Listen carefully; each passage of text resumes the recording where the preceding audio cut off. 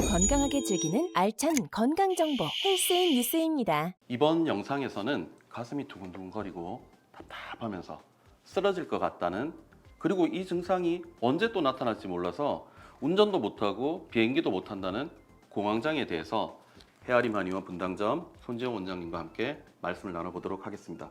반갑습니다, 원장님.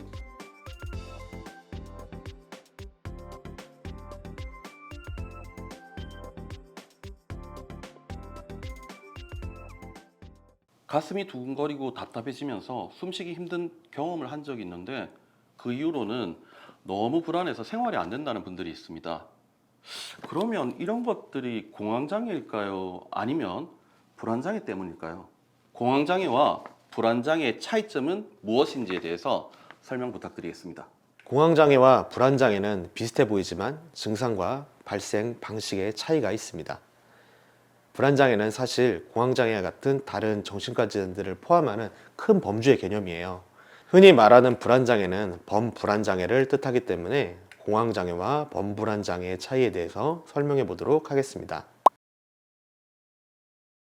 공황장애는 예고 없이 찾아오는 극도의 불안과 공포감이 수분 내의 최고조에 이르고 호흡곤란, 두근거림, 마비감, 어지러움, 구역감 등의 신체 증상과 이러다 죽을 수도 있다는 공포의 정서 반응을 느끼게 됩니다.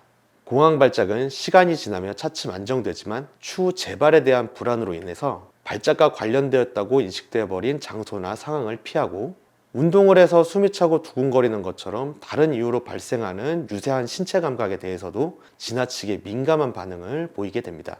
범불안 장애도 정신적, 신체적 측면에서 증상을 보이는데요. 정신적인 증상이 자율신경의 균형을 무너뜨려 신체 증상을 유발하게 됩니다. 정신적 증상은 건강이나 직업, 경제력, 인간관계 가치, 일상생활에서의 다양한 사건들에 대해 왠지 최악의 결과로 진행될 것 같은 근거 없는 불안을 느끼고, 그 생각을 멈추려고 해도 멈출 수 없는 양상으로 나타납니다.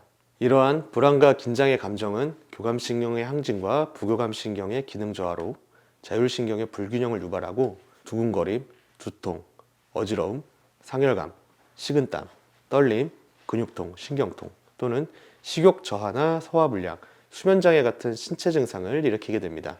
공황장애가 특별한 이유 없이 증상이 시작되어 10분에서 30분 정도의 폭발적인 반응을 일으키는 반면에, 불안장애는 다양하지만 어떤 요인에 의해 불안감을 느끼고 오랜 기간 동안 지속적으로 만성적인 불안을 호소하게 됩니다.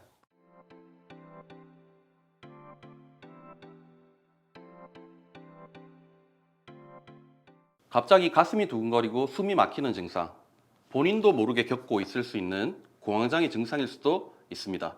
공황장애에서 보내는 초기 신호 5가지에 대해서 알아보도록 하겠습니다. 공황 발작만 놓고 보면은 전체 인구의 30% 이상이 경험하고 지나갈 만큼 흔히 나타나는 증상으로 볼 수 있어요. 발작이 단순히 해프닝으로 끝나고 일상에 전혀 지장을 주지 않는다면 공황장애로 진단하지 않습니다. 반대로 발작을 경험한 후에 재발에 대한 예기 불안과 전조 증상으로 인해 정신적, 신체적 또는 생활상의 제약이 발생한다면 공황장애로 진단하게 됩니다. 이번에는 공황장애 초기 신호 5가지를 알아보도록 하겠습니다. 첫 번째, 갑작스러운 심장 두근거림, 가슴 답답함. 특별한 이유 없이 심장이 쿵쿵 뛰고 가슴이 조여오는 느낌이 듭니다. 휴식을 취해도 진정되지 않고 불안감이 엄습하여 마치 심장마비가 오는 것 같은 공포감을 느끼게 됩니다. 두 번째, 호흡곤란, 질식할 것 같은 느낌입니다. 공기가 부족한 것 같고 숨이 가빠지며 과호흡 증상이 나타나고, 깊이 숨을 쉬어도 답답한 느낌이 지속됩니다. 엘리베이터나 지하철, 비행기처럼 탈출이 어려운 공간에서 증상이 더 심해집니다. 세 번째, 극도의 불안감, 죽을 것 같은 공포감. 곧 큰일이 날 것 같은 두려움, 죽을 것 같다는 이유 없이 심한 불안과 공포가 밀려옵니다. 일상생활 중에도 갑자기 극심한 불안감이 덮쳐오기도 합니다.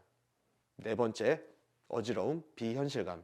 갑자기 눈앞이 핑 돌거나 심하게 어지럽고 마치 내 몸이 아닌 것 같은 느낌이 들면서 현실감이 떨어집니다. 주변에 흐릿하게 느껴지고 사람들이 멀리 있는 것처럼 보이기도 합니다. 다섯 번째, 공황 발작에 대한 걱정, 회피 행동.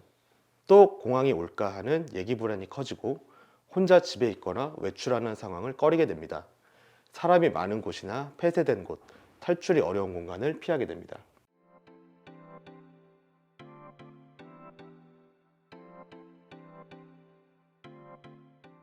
공황장애에서 벗어나기 위해 다양한 방법들이 시도되고 있는데요.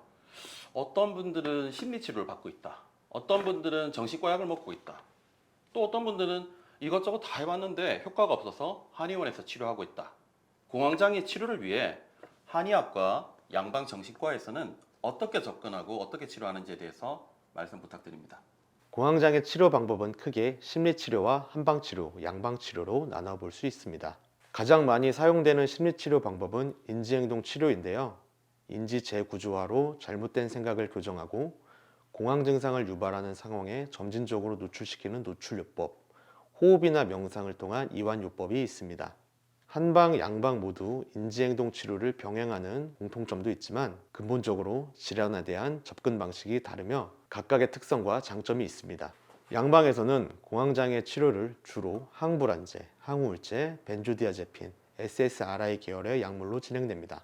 이 약물들은 신경전달 물질의 균형을 맞춰 불안과 공황 증상을 완화시키는 데 도움을 줍니다.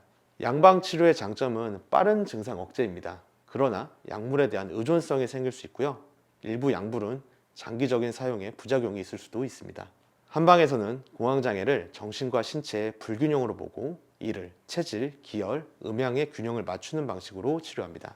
한방치료의 장점은 부작용이 상대적으로 적고 신체적, 정신적인 균형을 맞추는 데 초점을 맞추기 때문에 장기적인 예방 효과가 있을 수 있다는 것입니다. 또한 한의학은 개인의 체질에 맞는 맞춤형 치료가 가능하다는 점도 장점으로 꼽을 수 있겠습니다. 양방은 증상 완화와 빠른 효과를 중시하는 반면 한방은 몸과 마음의 균형을 맞추고 원인을 근본적으로 치료하는 데 집중합니다. 양방은 약물의 효과에 중점을 두고 한방은 한약, 침, 뜸 등을 통해 기혈과 정신적 안정에 중점을 두고 있습니다. 양방은 빠른 증상 완화가 가능하지만 장기적으로 약물에 의존할 수 있는 위험이 있습니다. 한방은 증상 완화뿐만 아니라 예방과 재발 방지에도 효과적일 수 있지만 시간은 더 걸릴 수 있습니다. 양방과 한방 치료는 서로 보완적인 관계가 될 수 있습니다. 양방의 약물 치료로 증상을 빠르게 억제하고 한방 치료로 장기적인 안정과 예방 효과를 높이는 방식으로 병행할 수 있으니 환자의 상태와 필요에 따라 두 치료 방법을 적절히 조합하는 것이 효과적일 수 있습니다.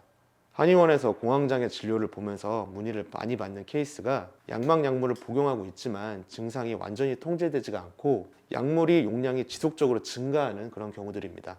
이런 경우 양방 약물은 그대로 유지하면서 한방 치료를 병행하고 증상이 개선되는 양상을 확인하면서 양방 약물을 서서히 줄여나가 최종적으로는 완전히 끊을 수 있게 해서 치료를 종결하고 있습니다. 지금까지 더 건강하게 즐기자 헬스인 뉴스였습니다.